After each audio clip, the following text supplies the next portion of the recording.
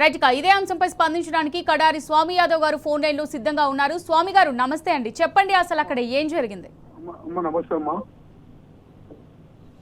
Hello స్వామి గారు చెప్పండి అసలు అక్కడ ఏం జరిగింది అంటారు? హలో అమ్మా నమస్తే.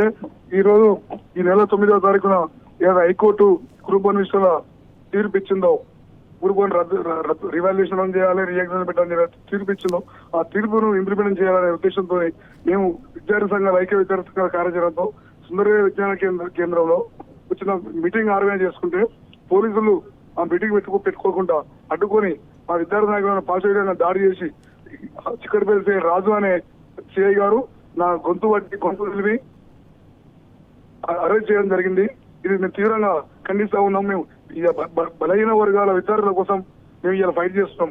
ఇలా ప్రభుత్వానికి కూడా చిత్తశుద్ధి ఉంటే ఎగ్జామ్ ను ఎమ్మటే క్యాన్సిల్ చేయాలి, గ్రూప్ 1 రద్దు చేయాలి, రీఎగ్జామ్ కండక్ట్ చేయాలని కూడా మా విద్యార్థి సంఘాల జాయింట్ యాక్షన్ కమిటీ తరఫున డిమాండ్ చేస్తా ఉన్నాం. అదేవిధంగా ఇవాళ రేవంత్ రెడ్డి ఏ మాత్రం చిత్తశుద్ధి ఉన్నా నిరుద్యోగుల పట్ల కావచ్చు, యువతుల పట్ల కావచ్చు, యువకుల పట్ల కావచ్చు, మీరు ఏ మాత్రం దాని మీద ఇవాళ ఒక కాళేశ్వరం మీద అభివృద్ధి జరిగిందని చెప్పి సిబిఐ ఎంక్వైరీ చేసేవే, అదే మరి ఇంతమంది నిరుద్యోగులని పాపం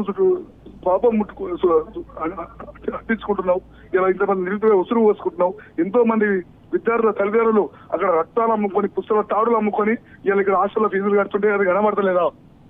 ఎంత దారుణం! ఇన్ని సెప్టెంబర్ 9వ తారీఖు హైకోర్టు తీర్పిస్తే ఇప్పటి వరకు కూడా దాని మీద ఎలాంటి విచారణ చేయకుండా, ఎవరిని సస్పెండ్ చేయకుండా, ఏం జరుగుతుంది తెలుసుకోకుండా మీనమేజాలు లెక్క పెడుతున్నారు. ఇది కావాలని రేవంత్ రెడ్డి కుట్రలో భాగమని కూడా మేము తెలుపుతా ఉన్నాం. ఎట్టి పరిస్థితుల్లో గ్రూప్ 1 ఎగ్జామ్ రద్దయ్యేంత వరకు కూడా మా విద్యార్థి సంఘాల జాయింట్ యాక్షన్ కమిటీ పోరాడతాం. ఈ ప్రభుత్వాన్ని మెడలు ఉంచి విద్యార్థులకు న్యాయం చేస్తామని కూడా హెచ్చరిస్తా ఉన్నాం.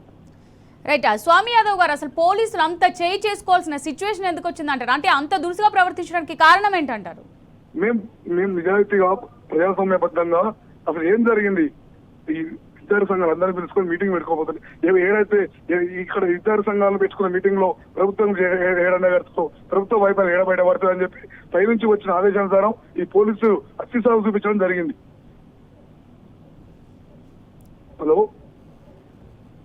రైట్, చెప్పండి స్వామి గారు వినిపిస్తుంది, చెప్పండి, మీ వాయిస్ క్లియర్ ఉంది. అదే ఇప్పుడు పోలీసులు కావాలనే మన అధికారుల ముందు, ఆఫీసుల ముందు, మంత్రుల ముందు మెప్పు కోసం ఈ ప్రయత్నం చేశారు. ఇది కంపల్సరీ రేవంత్ రెడ్డి చేపించని చెప్పి కూడా మేము భావించవలసి వస్తుంది.